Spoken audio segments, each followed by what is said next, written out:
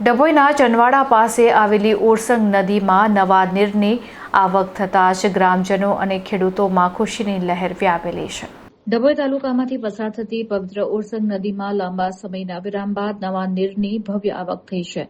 છોટાઉદેપુર અને ઉપરવાસના વિસ્તારોમાં પડેલા ભારે વરસાદને કારણે ઓરસંગ નદી બે કાંઠે વહેતી થતા ચનવાડા સહિત આસપાસના ગ્રામ્ય વિસ્તારોમાં આનંદ અને ઉત્સાહની લહેર ફરી વળી છે. ઉનાળાની શરૂઆતથી જ નદી તદ્દન કોરીકટ બની ગઈ હોવાથી આસપાસના ગામોમાં પીવાના પાણી અને ખેતી માટે ગંભીર જળ સંકટ ઉભું થયું હતું. આજે નદીમાં ખળખળ વહેતા નવા જળ જોઈને હરખાયેલા ગ્રામજનો અને ખેડૂતો મોટી સંખ્યામાં નદી કિનારે ઉમટી પડ્યા હતા અને શ્રીફળ તથા પુષ્પો વધેરી પવિત્ર જળના વધામણા કર્યા હતા. નવા નીરના આગમન સાથે જ સમગ્ર પંથકમાં ખુશીનો માહોલ છવાઈ ગયો છે.